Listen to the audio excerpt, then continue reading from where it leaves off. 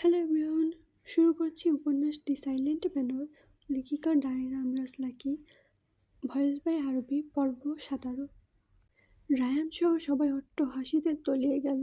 একচোখা ব্যক্তি তাদের হাসি থামিয়ে বলল, এত হাইসো না, আগে রক্ত শশীকে খাইতে দাও, ও ক্ষুধায় ছটফট করছে। দুজন অনুচারী শামসুলের দেহখানি বাঘের সামনে দিল। রক্ত শশী বেশ আরাম করে খাওয়া শুরু করল। শামসুলের একটি হাত রক্ত শশী মুখ দিয়ে কটমট শব্দে খাচ্ছে। মানুষের হাড় খাওয়ার শব্দ ফারদিনা প্রথম শুনছে। বাতাসে যেন শব্দটি তার কানে কাছে পৌঁছে দিচ্ছে। সে ভয় পাচ্ছে। সুফিয়ান ফারদিনাকে নিজের বুকের সাথে চেপে ধরে রেখেছে। রক্ত শশী খাচ্ছে। একচোখা ব্যক্তি বলল, আজ ও একটা মানুষ খাইতে পেরেছে, পেট পুরোপুরি ভরে নাই। এরকম চলতে থাকলে আমাদের রক্ত শশী দুর্বল হইয়া যাইব। আবির বসা থেকে উঠে দাঁড়ালো, দুহাত পেছনে বেঁধে বলল, তুমি আছো কিসের জন্য? গ্রামে কে বা কারা একমাত্র সন্তান এবং নিখুঁত? যারা আছে তাদের খোঁজ নাও, এরপর আমাকে সন্তান দিবে। একচোখা ব্যক্তি বলল, আজ্ঞে, আপনারা যা কইবেন আমি তা অক্ষরে অক্ষরে পালন করব। সায়েম বলল, ভাই, আব্বা নিশ্চয়ই আমাদের অপেক্ষা করছে, চলো এখন যাই। সায়েম একচোখা ব্যক্তিকে লক্ষ্য করে বলল, রক্তশশীকে নিয়ে যাও, ওকে সাবধানে রাখবে। একচোখা ব্যক্তি সম্মতিতে মাথা নাড়ালো। এরপর সে চারিদিকে গভীর দৃষ্টিতে গোলাকারভাবে দেখল, যেন তারা ছাড়াও এখানে ফারদিনা ও সুফিয়ান আছে, তা উনি টের পেয়েছে। রক্ত শশী শামসুলের দেহটা স্বাদ করে খাচ্ছে। শরীরের সবটুকু অংশ প্রায় খাওয়া শেষ, এখন শুধু মুন্ডুটা বাকি। শামসুল এর বুকের অংশটি রক্ত শশী খেতেই মুন্ডুটা একদিকে সরে যায়। রক্ত শশী কিছুটা গর্জে ওঠে, যেন খাওয়ার সময় থালার খাবার পড়ে গেছে, তাই ওরও রাগ উঠেছে। রায়ান এরকম দৃশ্য দেখে শামসুলের মাথাটা পা দিয়ে রক্ত শশীর দিকে এগিয়ে দেয়। এবার ও তৃপ্তি করে খেলো।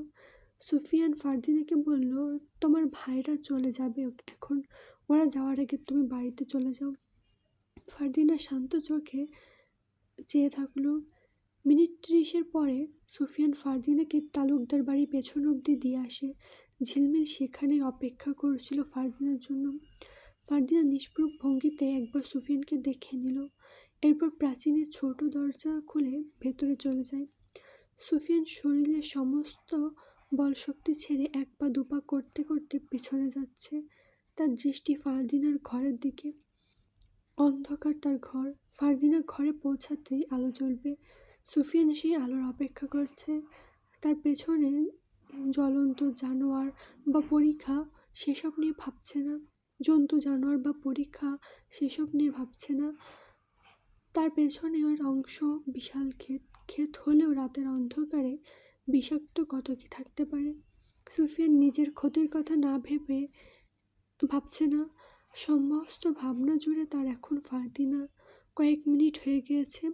ফারদিনার ঘরের দিকে তাকিয়ে আছে। এখনো আলো জ্বলেনি, এর মানে ফারদিনা ঘরে পৌঁছায়নি। সুফিয়ান ঘাড় উঁচিয়ে তাকিয়ে রইল, হাঁটা থামিয়ে দেয়। অবশেষে ফারদিনার ঘরে আলো জ্বলে ওঠে। ফারদিনা ঘরে পৌঁছেছে। সুফিয়ানের মুখে চিলতে হাসি ফুটে উঠল। ফারদিনা ঘরের জানলা খুলে দিল। তার ঘরের পেছনের দিকে জানলা খুলে দিলে পূব দিক পরিষ্কার দেখা যায়। সুফিয়ানের সাথে সে সবসময় দেখা করতে পূব দিক থেকেই যায়। ফারদিনা ক্ষেতের দিকে দেখল, সুফিয়ান দাঁড়িয়ে আছে। চাঁদনির আলোয় স্পষ্ট দেখা না গেলেও বোঝা যাচ্ছে সুঠামদেহীর অধিকারী সুফিয়ান দাঁড়িয়ে আছে। ঝিলমিল ফারদিনার পাশ থেকে দাঁড়িয়ে বলল, এতে ঘুরছস, তারপরও মন ভরে নাই, আবার জানলা দিয়ে উকি মাইরা তাকায় আছোস। ভালোবাসার মানুষটিকে সাথে সময় কাটালে মনে হয় সময় ফুরিয়ে যায়, সময় কেন যেন উড়ে উড়ে পালিয়ে যায়। কিন্তু সে যখন কাছে থাকে না, তখন মনে হয় দিন ফুরাচ্ছে না। তোর মনে হচ্ছে আমি এতটা সময় ছিলাম, আর আমার মনে হচ্ছে এই তো গেলাম। হয়েছে, প্রেমের সংলাপ শুনতে চাই না। আমি বাপু এমনিতেই তোর লাইগা চিন্তায় থাকি, কখন তোর রাক্ষসে ভাইগুলো চইলায় বলা যায় না। ভুল বলছিস, আমার ভাইগুলো আসলে রাক্ষসে। সম্ভব হলে হয়তো জীবিত মানুষ খেয়ে ফেলতো। ঝিলমিল নিজের চুকুলের ঘ্রাণ নিতে নিতে বলল, দেখিস তোর বাসিওয়ালারা যেন খায় না। একজন কৃষকের লগে প্রেমের সম্পর্ক মানবে বইলে আমার মনে হয় না। না মেনে নিলে কি আমি পালিয়ে যাব? কোথায় পালিয়ে যাবেন? কুদ্দুসের কণ্ঠ। ফারদিনা ঘুরে তাকালো। ঝিলমিল এলোমেলো চোখে তাকালো কুদ্দুসের দিকে। ফারদিনা কুদ্দুসের সম্মুখে দাঁড়িয়ে বলল, কালু ভাই তুমি এখানে? আমি দেখতে কিন্তু অতটাও কালো না। আপনার আব্বা শুধু শুধু কালো নাম দিয়েছে। আপনি জানেন আমাদের পাড়ার অনেক মেয়েরা আমার জন্য পাগল ছিল। তাই নাকি কালু ভাই? বেশ তো, একদিন তোমার প্রেমের কাহিনী আমরা শুনবো। তবা তবা, আমার কোনো প্রেমের কাহিনী নেই। যদি আপনি চান তাহলে প্রেম কাহিনী হবে। বলা শেষে মুখ চেপে হাসল। ঝিলমিল ফারদিনার দিকে একবার চেয়ে এরপর কুদ্দুসকে লক্ষ্য করে বলল, হুম, আমরা ওই বিষয়ে কথা কইতেছিলাম। তুমি তো এই বাড়ির কামের লোক, তোমার লাগে তো সহজেই এই বাড়ির কেউ সম্পর্ক মাইনা নেবে না। তাই ফারদিনা কইতাছিল পালাইয়া যাইব, মানে তোমার লাগে। কুদ্দুস ঝিলমিলের মুখে এমন কথা শুনে হাস্যোজ্জ্বল মুখে তাকিয়ে রইল ফারদিনার দিকে।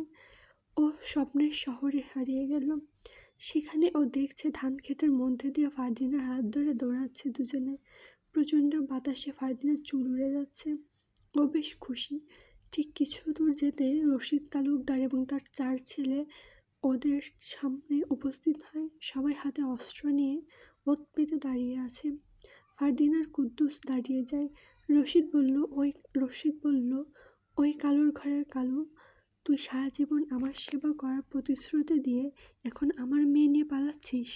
ধর ওকে, ওর ঘাট থেকে মুন্ডুটা আলাদা করে ফেল। রশিদের এক কথায় কুদ্দুসের স্বপ্নের শহর থেকে চলে আসে। বেশ হকচকে গেল। বলল, না, হুটহাট কোনো সিদ্ধান্ত নেওয়া ঠিক হবে না। আপনার জন্য আমি আমার প্রাণের ঝুঁকি নিতে পারবো না। এসব আপনি পরে ভাবব। আপনাকে সর্দার ডাকে, চলুন। বলে চলে যায় কুদ্দুস। ফারদিনা গুনগুন করতে করতে রশিদের ঘরের দিকে যাচ্ছে।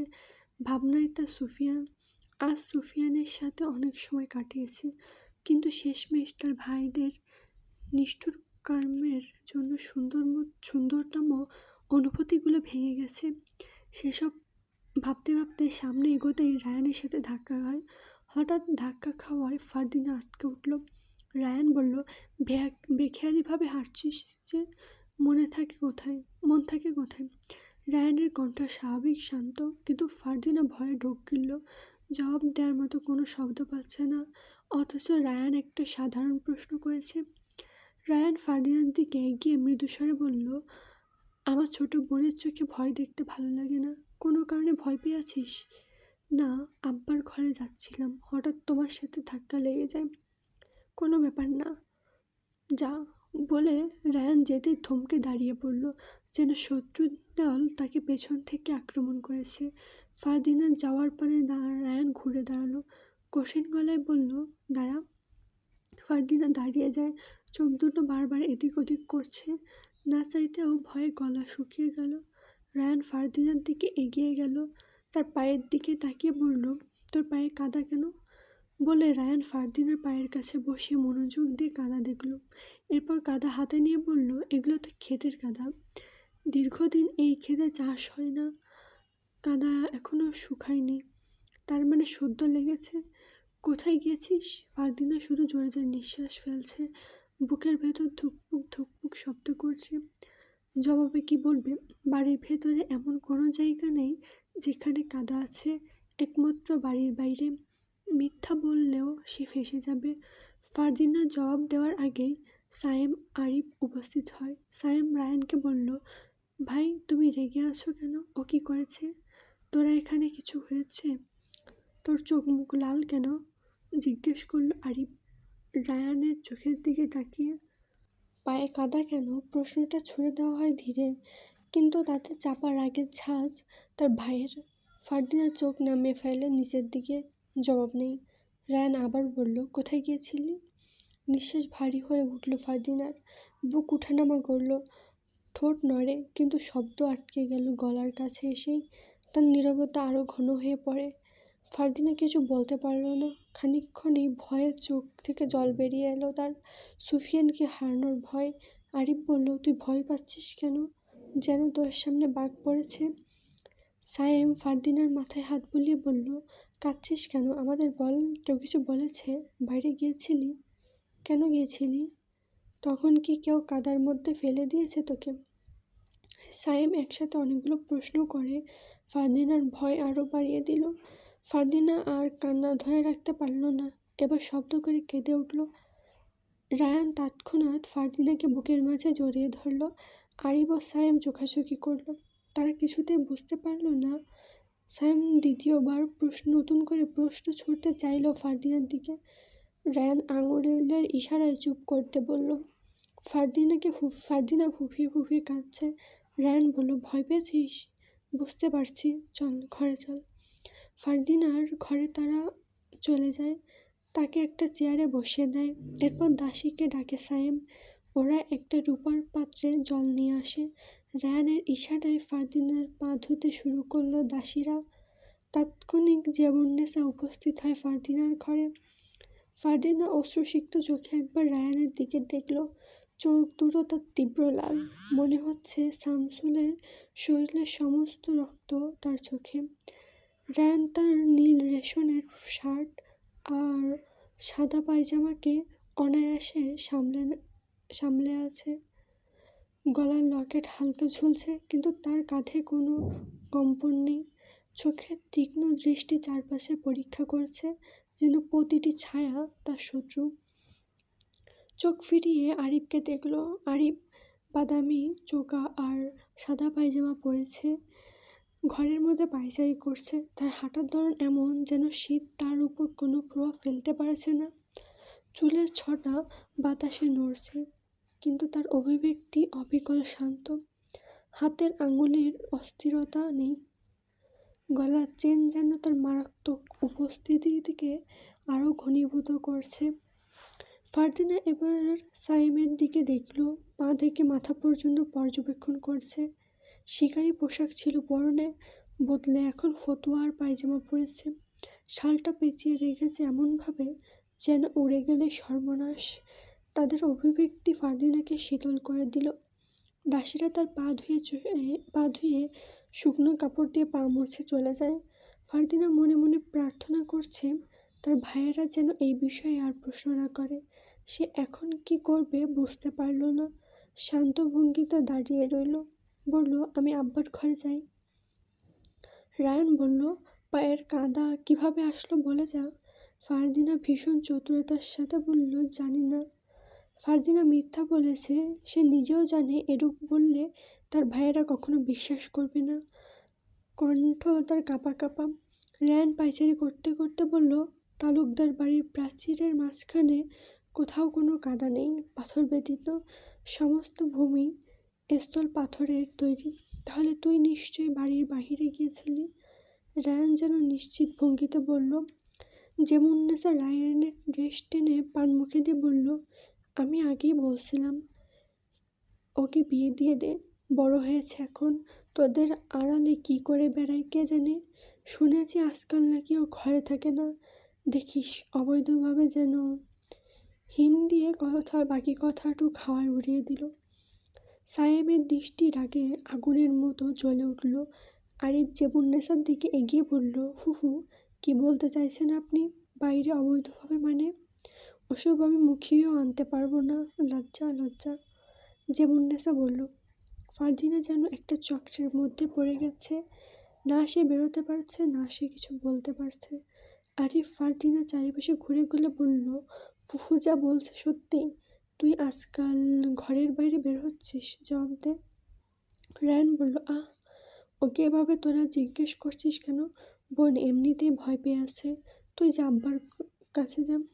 সায়েম বলল, ভাই, এখনকার মেয়েদের ঘরের বাইরে কমই দেখা যায়। আমাদের বংশের মেয়ে হয়ে যদি ও রাত বেরাতে ঘরের বাইরে বের হয়, তাহলে আমাদের দুর্নাম হবে। সংস্কার বলে একটা কথা আছে, ভুলে যেও না। রায়ান ধীর পায়ে হেঁটে জানলার পাশে গিয়ে দাঁড়ায়। দুহাত পেছনে রেখে গম্ভীর মুখে বলল, আমাদের বোন মোটেই সংস্কারের বাইরে যাবে না, আমাদের সম্মান নষ্ট করবে না, আমার বিশ্বাস আছে। জেবুন্নেসার সাথে একজন দাসী পিকদানি হাতে নিয়ে দাঁড়িয়ে আছে। উনি পিকদানিতে পিক ফেলে বলল, আর যদি তোদের বিশ্বাস সংস্কারের বাইরে যায়। ভুরু কুঞ্চিত করল সে। রায়ান হালকা ঘাড় তার দিকে ঘুরিয়ে পড়ল। আমরা কতটা সাংঘাতিক আপনি নিশ্চয়ই সেটা জানেন। আশা করি বাকিটুকু বলতে হবে না। আরিফ ঠান্ডা মাথায় শান্ত কণ্ঠে ফারদিনাকে জিজ্ঞেস করল, আচ্ছা তোর কারোর সাথে প্রেম টেম হয়ে যায়নি তো? প্রশ্নটা ফারদিনার বুক চিরে যেন বেরিয়ে গেল। চোখের মনি প্রসারিত হয়ে কাঁপা কাঁপা ঠোঁটে তাকিয়ে রইল। শুধু প্রেমে নয়, তাদের ভালোবাসা গভীর থেকে গভীরে চলে গেছে। ফারদিনা নিরুত্তর। রায়ান ফারদিনার কাছে এসে বলল, ভয় পেয়েছিস? ফারদিনা রায়ানের দিকে চোখ তুলে তাকায়। ফারদিনার অভিব্যক্তি দেখে তিন ভাই একসাথে হেসে উঠল। সায়েম বলল, ভাই ওকে ভয় দেখিও না, ও ভীষণ ভয় পেয়েছে। আরিফ ফারদিনার দিকে তাকিয়ে বলল, আমরা তো তোকে এমনিতেই জিজ্ঞেস করছিলাম। আমাদের বোন আমাদের সংস্কারের বাইরে কখনোই যেতে পারে না। আর রইল পায়ের কাদা, তুই নিশ্চয়ই ঝিলমিলের সাথে চাঁদনির আলো উপভোগ করতে বের হয়েছিলি, তাই না? ফারদিনা মসৃণ চোখে মাথা উপর নিচ করে হ্যাঁ বোধক নাড়াল। এটা বলতে এত সময় লাগে কেন? আগে বললেই পারতিস, বলল আরিফ। রায়ান বলল, ওকে জবাব দেওয়ার সুযোগ কোথায় দিলাম? যা তুই আব্বার ঘরে যা, দেখা করে। ফারদিনা এক নজরে তিন ভাইয়ের দিকে দেখল। তাদের দৃষ্টি স্বাভাবিক। দ্বিতীয়বার জেবুন্নেসার দিকে তাকালো। তার সম্মুখে ফারদিনা অগ্রসর হয়ে মুখ ভেঙচে দিয়ে ঘর থেকে চলে যায়।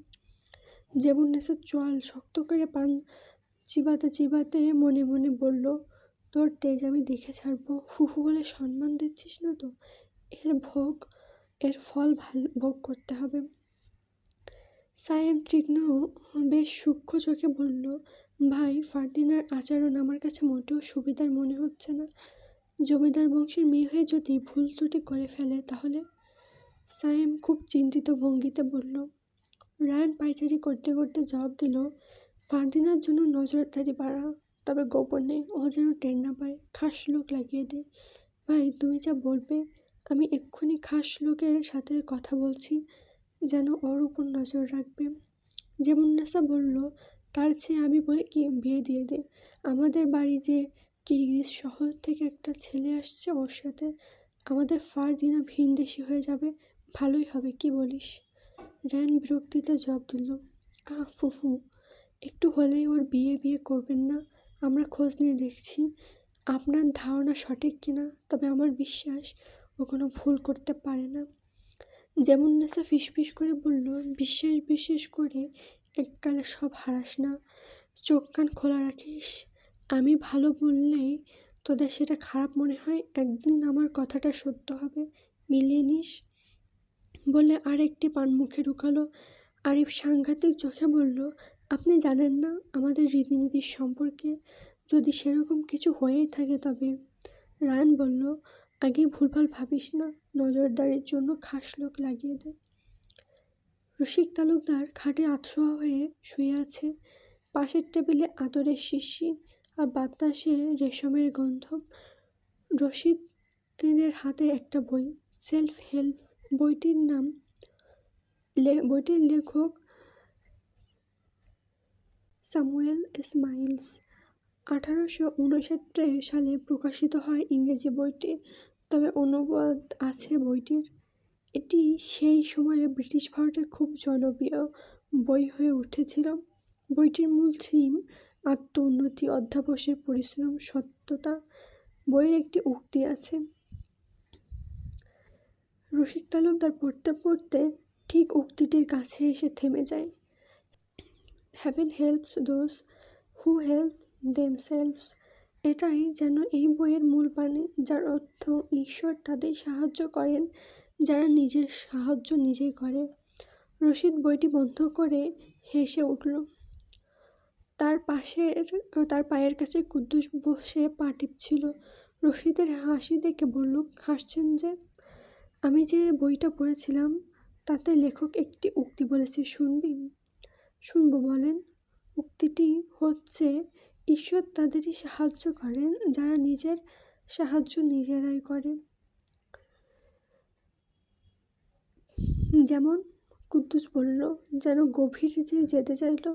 রশিদ পা ভাঁজ করে বসল। কুদ্দুস দাঁড়িয়ে পড়ল। রশিদ বলল, আমাদের চেষ্টা ও কর্মের উপর আল্লাহ তাআলার ভবিষ্যৎবাণী নির্ধারিত করেন। মানুষ তাই পাবে যা সে চেষ্টা করবে। লেখক নিশ্চয় খ্রিস্টান, তার ওপর ধর্মকর্ম নিয়ে বেশ ধারণা। শোন রশিদ এতটুকু বলে পিক ফেলল, বাকিটুকু বলল, মানুষের ভাগ্য পরিশ্রম অধ্যবসায়ে গঠিত হয়, অন্যের দয়া নয়। আত্মশক্তিতেই সফলতার মূল। সাধারণ মানুষও সততা, পরিশ্রম ও আত্মবিশ্বাসে বড় হতে পারে। চেষ্টা করলে সফলতা আসবেই। জানিস কালু, আমার দাদা এককালে অনেক কষ্ট করেছেন, তারপর ধীরে ধীরে সফল হন তিনি। চেষ্টাই সফলতার মূল চাবিকাঠি, বুঝেছিস? বুঝেছি, কিন্তু আমি যে এত চেষ্টা করি, আমি তো সফলতা দেখা কখনো পাই না। তুই কি চেষ্টা করেছিস? এই যে দিনরাত আপনার সেবা করি, আপনার কথা শুনি, কই আমি তো সফল হচ্ছি না। এত এত কাজের লোক থাকতেও আমি তোকে আমার সাথে রাখি, আমি তোকে বিশ্বাস করি, নিজের দুঃখ কষ্টগুলো তোর কাছে বলি। এটা তো সফলতা কি না?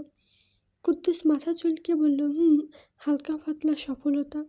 হালকা পাতলা সফলতা মানে তুই কি এর চেয়েও বেশি কিছু চাস? চাই। রশিদ চোখ আধখোলা করে বলল, কি চাই? আমি এখনও বিয়ে করি নাই। বিয়ে করতে হবে না। বিয়ে মানে হলো নিজের স্বাধীনতাকে বিসর্জন দেওয়া।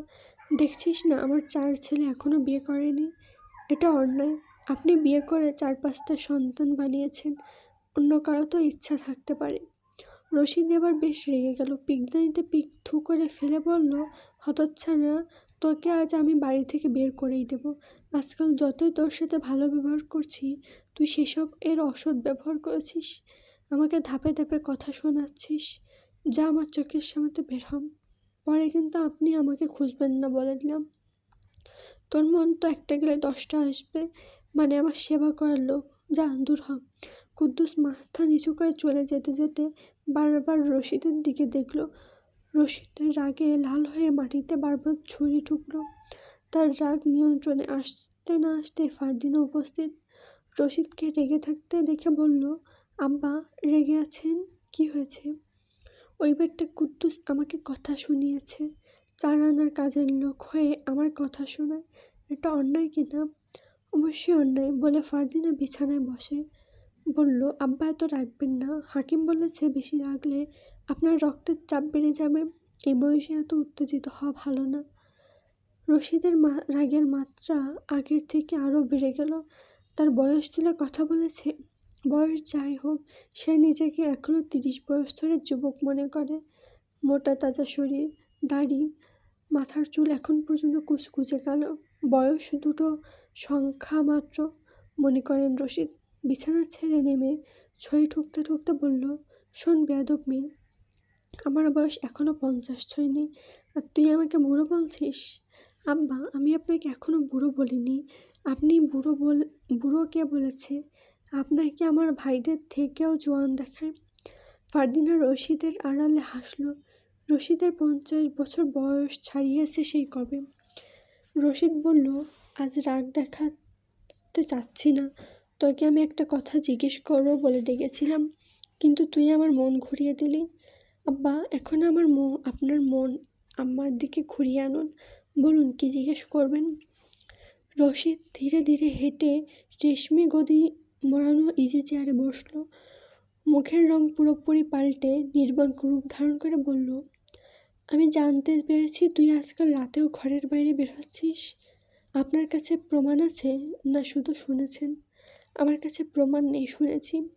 আপনার মতো জ্ঞানী একজন ব্যক্তি শুধু মুখের কথা বিশ্বাস করল? ফারদিনা খাট থেকে নেমে দাঁড়ায়। আমি বিশ্বাস করিনি বলেই তোমাকে জিজ্ঞেস করছি। রশিদ কিছুক্ষণের জন্য থেমে গেল, আবার বলল, জানিস ফারদিনা, আমার বাবা ব্রিটিশ প্রশাসনের সাথে ভালো সম্পর্ক ছিল। আমারও বেশ নামডাক আলিমনগর শহরেও। আমি শহরে গেলে বেশ লোকজন ভিড় করে, সম্মান করে আমাকে। সম্মান অর্জন করা কঠিন বিষয় কি না? জি কঠিন। ফারদিনা ভাবনাশীলভাবে বলল, এই সম্মান ধুয়ে মিশে গেলে কষ্ট পাবো কি না? ফারদিনা এবার রেগে গেল, প্রচণ্ড রাগ উঠছে। আর সকলের মুখে একই প্রশ্ন, কিন্তু কেউ পরিষ্কার করে কিছুই বলছে না। ফারদিনা বিভ্রান্তে পড়ে গেল, তারপরও রাগ নরম করে বলল, জি কষ্ট পাবেন। আশা করি তুই বুঝেছিস আমি কি বলতে চাইছি। এরপর থেকে এমনভাবে চলাফেরা করবে যাতে আমার কাছে কেউ তোকে নিয়ে নালিশ করতে না পারে। মনে থাকবে? জি, মনে থাকবে। এখন আমি যাই। যা, তবে নিজেকে নিয়ন্ত্রণ কর। ফারদিনা রশিদের ঘর থেকে বেরিয়ে যায়। রশিদের ঘরের পর অন্দরমহল পেরিয়ে হাঁটতে হাঁটতে নিজের ঘরের দিকে যাচ্ছিল। যতই পা বাড়াচ্ছে ক্রমাগত পায়ের শক্তি যেন ফুরিয়ে যাচ্ছে। চাঁদের আলো নিভে যাচ্ছে। সে মশালের আলো ধরে হাঁটছে। সুফিয়ানের কথা তার ভীষণ মনে পড়ছে।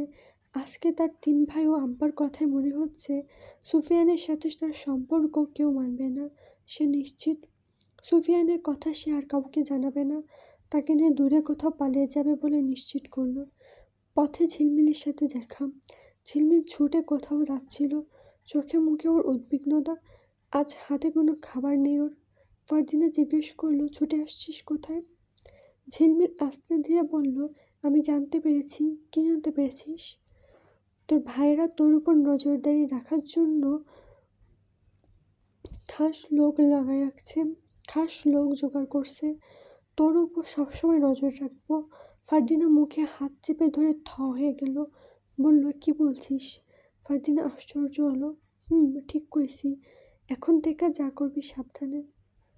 সাবধানে চোখের নজর কিভাবে রাখে? প্রশ্নটা ছুড়ে দিল সোলেমান সুফিয়ানের দিকে। সাত সকালে সোলেমান সুফিয়ানের বাড়িতে হাজির হয়। সুফিয়ান রাঙাকে ঘাস খাওয়াচ্ছে। রাঙা ধ্বনি তুলল। খাবার পেয়ে খুশি হয়েছে। তার থেকেও বেশি খুশি হয় যখন সুফিয়ান ওর শরীরে আদরের হাতে স্পর্শ করে। সাবধানে মানে সতর্কতার সাথে চোখ কান খোলা রাখবি। সোলেমান সুফিয়ানের মাথা থেকে পা পর্যন্ত দেখল। সুফিয়ানের মাথায় গামছা বাঁধা, পরনে স্যান্ডো গেঞ্জি, সাতটায় লুঙ্গি হাঁটুর উপরে এনে ভাঁজ করে রেখেছে। সোলেমান জিজ্ঞেস করল, আপনি কি শরীরচর্চা করেন? সুফিয়ান ঘাস রাঙার দিকে দিতে দিতে জবাব দিল, শরীর সৌন্দর্য আল্লাহর দান, চর্চা করতে হয় না। আপনাকে মনে হয় কুস্তি করেন। মনে হয় অনেক কিছু। মনে হইলেই তা নিশ্চিত বলে ধরে নিতে হয় না, এটা পাপ। আজ অনেক শীত, চারদিকে কুয়াশায় ঘেরা। আপনি তার মধ্যে গরম পোশাক পরেন নাই। ঠান্ডা লাগছে না? শরীরের রক্ত আর মস্তিষ্ক গরম থাকলে ঠান্ডা ভর করতে পারে না। ঠান্ডা মানুষের উপর ভর করে? অবশ্যই করে। মানুষের উপর সব কিছু ভর করতে পারে যদি সে সেই ভর বহন করার সুযোগ দেয়। মাঝে মধ্যে আপনার কথার অর্থ আমি বুঝি না। সব কিছুর অর্থ বুঝতে পারলে বিপদ বাড়ে। কখনো কখনো নিজেকে কিছু শব্দের অর্থ থেকে দূরে রাখতে হয়। সুফিয়ান ছোট্ট করে জবাব দিল। সুফিয়ান রাঙাকে খাবার দিয়ে দিঘির পাড়ের দিকে গেল। গোসল করবে। সুফিয়ান সবসময় সকালে গোসল করে।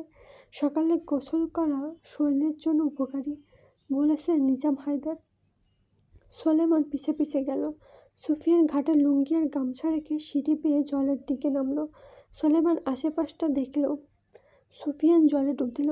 সোলেমান সতর্কতার সাথে এদিক ওদিক তাকিয়ে কোমরের ভাঁজ থেকে একটা ছোট ছুরি বের করলো। ছুরিটা হাতে নিয়ে জলের দিকে নামতেই মনে হলো দূর থেকে ওকে কেউ দেখছে। সোলেমান সুফিয়ানের আড়ালে ছুরিটা পুনরায় কোমরের ভাঁজে রেখে দেয়। ঘাড় ঘুরিয়ে সুফিয়ানের বাড়ির দিকে তাকালো। এক লোক চাদর মুড়ি দিয়ে দাঁড়িয়ে আছে রাঙার কাছে। সুফিয়ান জল থেকে উঠে এলো। শরীর মুছতে মুছতে বলল, কি দেখছিস? ওই দেখেন, কেউ রাঙার কাছে দাঁড়িয়ে আছে। সুফিয়ান সরু চোখে সেদিকে খেয়াল করল। লোকটা রাঙার দিকে নয়, বরং গাছের কলা পাতার ফাঁক দিয়ে সুফিয়ানের দিকে দেখছে। সুফিয়ান কাঁধে গামছা রেখে বাড়ির দিকে হাঁটল। চাদর মুড়ি দেওয়া লোকটা শক্ত হয়ে এক জায়গায় দাঁড়িয়ে আছে, যেন সে যন্ত্রের তৈরি। সুফিয়ান লোকটিকে সামনে উপস্থিত হলো। চাদর মুড়ি দেওয়া লোকটি আর কেউ না, গতকাল রাতের এক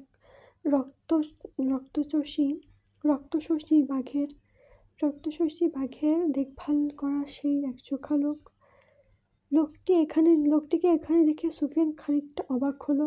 লোকটির হাবভাব সাধারণ মানুষের মতো না। সলেমান লোকটিকে কপাল ভাঁজ করে দেখল। সুফিয়ান তাকে জিজ্ঞেস করল, কে আপনি, এখানে কি চাই? লোকটা সুফিয়ানের প্রশ্নে নয় বরং শরীরের দিকে চেয়ে রইল। কখনো বুক, কখনো হাত, কখনো উরুর দিকে দেখছে। সুফিয়ান দ্বিতীয়বার জিজ্ঞেস করল, চুপ করে আছেন যে, কি চাই, এখানে কি জন্য এসেছেন? একচোখা লোক গলা পরিষ্কার করলে বলল, তারেককে খুঁজতে আসি। ওই আমার খেতে 2 দিন কাম করছে, অহনা রোগে খুঁজা পাইতাছি না। ওর বাড়িটা কই তুমি কি জানো? সুফিয়ান বিস্ময়ে তাকিয়ে রইল। তারেক নামে আশেপাশে কেউ আছে বলে মনে হয় না তার। সলেমানের দিকে তাকালো। সলেমানের ইশারায় বোঝালো তারেক নামে সেও কাউকে চেনে না। সুফিয়ান বলল, এই নামে আমি কাউকে চিনি না, আপনি খুঁজে দেখুন। একচোখা লোক সুফিয়ানের ঘরের দিকে দেখল। কাউকে দেখা যাচ্ছে না। সুফিয়ান নিশ্চয় সুফিয়ান একা থাকে বলে ভেবে বলল, তুমি একা থাকো? কেন? ভাই বোন নাই? সুফিয়ান জানে এই প্রশ্ন তাকে কেন করা হয়েছে। সে নীরব থেকে কয়েক সেকেন্ড পর জবাব দিল, না, আমি আমার বাবা মায়ের একমাত্র সন্তান। ওনারা কই? বেঁচে নাই। একচোখা লোক স্থান ত্যাগ করার জন্য মনস্থির করল। চাদরের আড়াল থেকে রাঙার দিকে একবার তাকালো।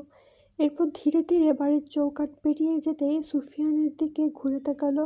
নির্বাক কণ্ঠে বলল, তোমার রাঙা ভীষণ সুন্দর, মানুষের মতন সুঠাম দেহের অধিকারী।